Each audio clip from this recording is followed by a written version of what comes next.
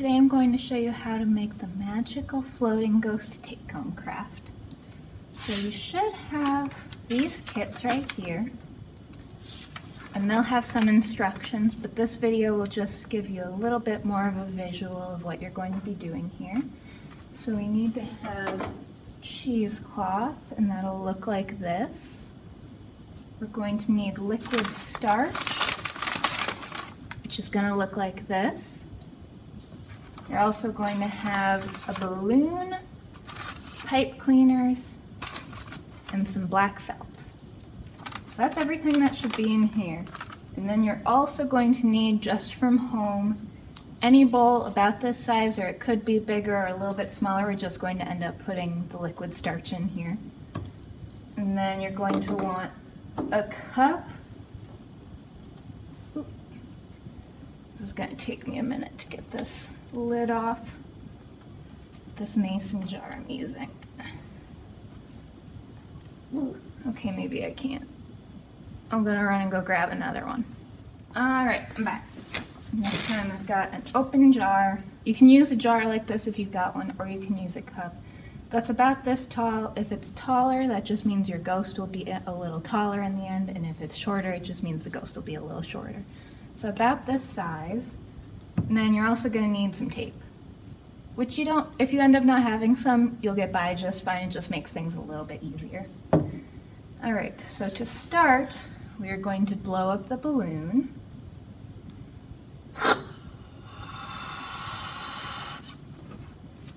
So we don't want to blow it up huge, we only want it about this big, because this is going to be the size of the ghost's head in the end.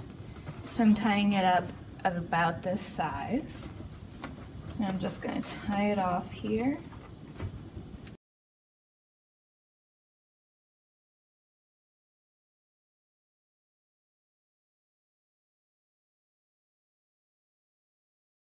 That's tied off, so then I'm going to put this in the jar. I'm going to tape it down just so it's a little more secure. Just like that.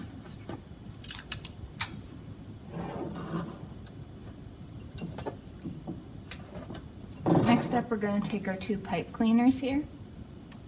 And these are going to end up being the arms of the ghost. So this is the head, and then the arms will kind of extend off from there. So we're going to tape them to the side of the jar or your cup. There we go. If you didn't have any tape, you could probably just put these inside your cup and try and hold them down with the balloon. Put the other one here. Alright, so now I think I want it where one of his arms is up and one's kind of down. So this one's already kind of pointing up. I'll leave that like that.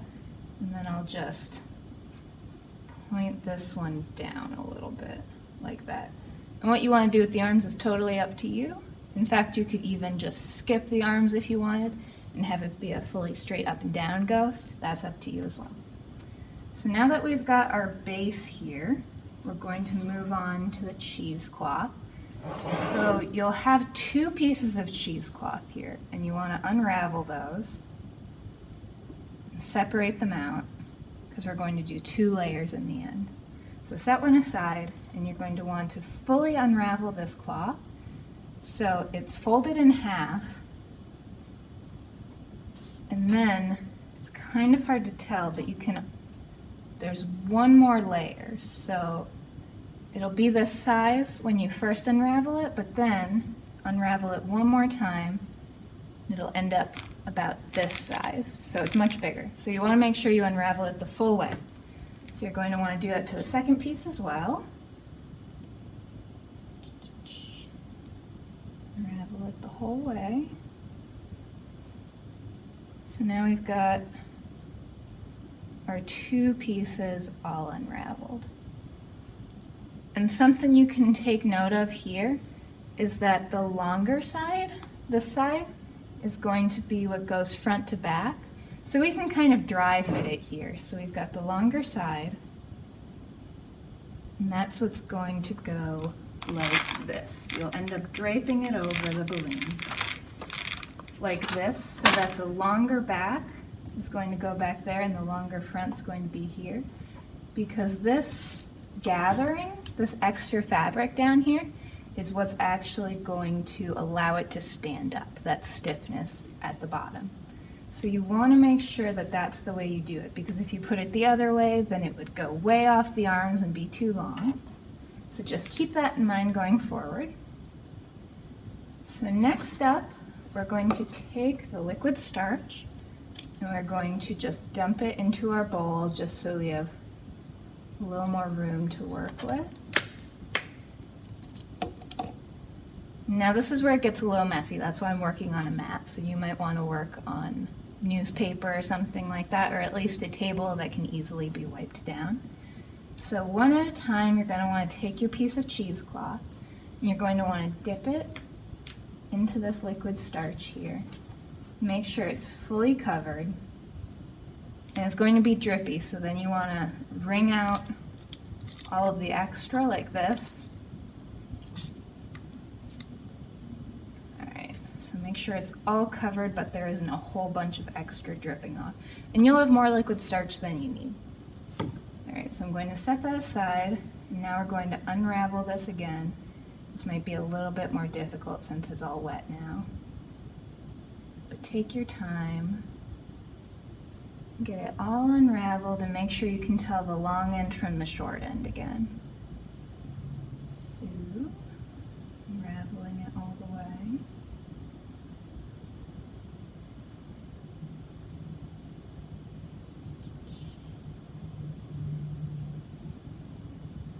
Alright, so now we are going to drape it over our base here. So I'm taking the long end, draping it over like this. So now is when we're going to kind of shape it a little bit. So I'm going to make sure that's kind of flat over the head there. And then I'm going to take what's going over the arms. I'm going to make it into the shape I want it to end up. Now I'm also making sure that it looks kind of even on the front and the back. None of this is super important, it'll just make it look a little bit nicer. It naturally wants to kind of be flat like this down here, so you'll want to make sure you kind of get the curve of the arm. Now I'm taking all of this excess fabric here and I'm just kind of pooling it at the bottom like that. Doing the same thing in the back. And now this is kind of bunching up in the back here, so I'm just kind of spreading it out a little more again. Alright, now remember we're doing 2 layers, so if anything doesn't look perfect, like if it's a little more to one side, our second layer can fix that. So now with the second layer, we're going to do the exact same thing. So I'm going to dunk it in the liquid starch, make sure it's all covered, wring it out.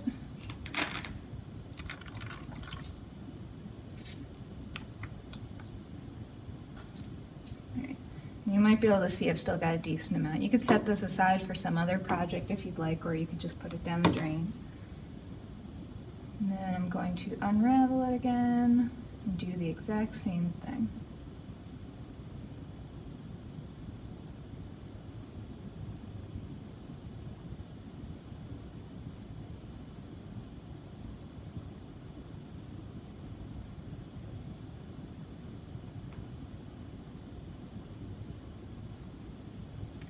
If you see where it's bunching up kind of like this, because it's cheesecloth and we're making a ghost, it does look a little bit spooky, almost like a cobweb if it overlaps on itself somewhere.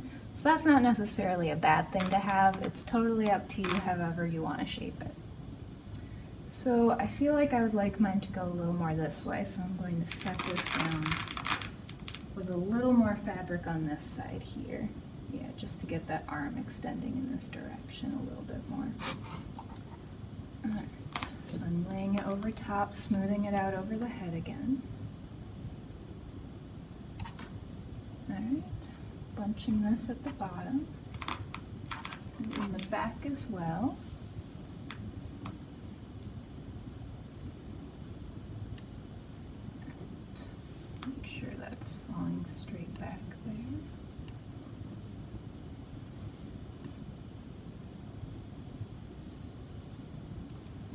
Alright, so now we are just about done with today's steps. So we want this to sit overnight to stiffen up. You'll want to wait at least like 4 or 5 hours. The top bit will dry pretty quickly, but the bottom will take longer since it's more condensed there. But like I said, that's the most important part. That's what holds it up. So you want to make sure that the base here is completely dry before you take it away from the balloon and everything. So it's easiest if you just leave it overnight. So I'm going to do that now, and then I'll show you what we have tomorrow.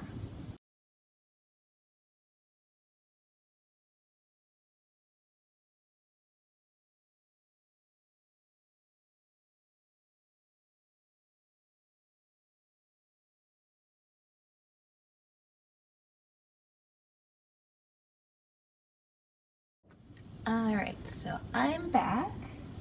It's been a day here, and you can see that this is totally dry. It's not wet at all. And it looks like my balloon actually popped or deflated on its own, so I won't have to worry about doing that myself. You can pop it if you'd like, or you can just sort of work it away from the balloon. You shouldn't have to pop it if you don't want to, just to get it separated out.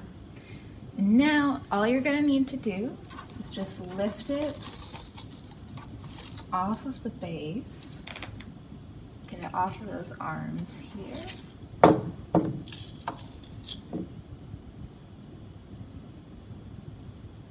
And now, because we put all that starched fabric on the bottom, it should stand on its own.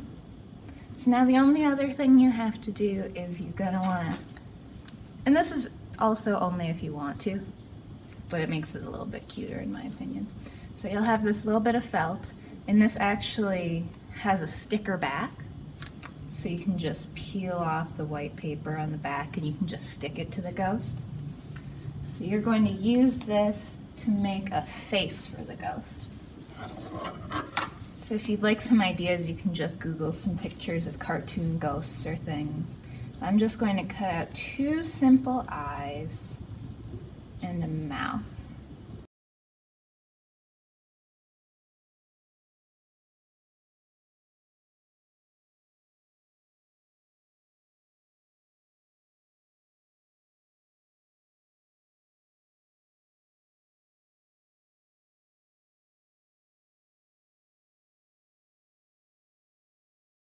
Now that I've got my eyes in my mouth, I'm just going to pull the backing paper off. I'm going to put my hand on the inside here to just stabilize it. Put that on. Do it for each piece.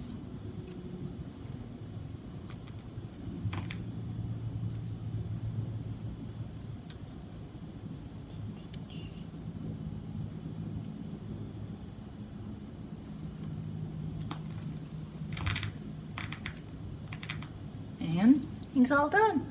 So that's all you really have to do. It's a pretty simple process. It just takes a while because you have to let it dry overnight. But now you can put this really anywhere you'd like. It just stands on its own. I probably wouldn't put it outside if it's going to be raining because I'm not sure what the water would do to the strength of the liquid starch. But other than that, it's totally up to you.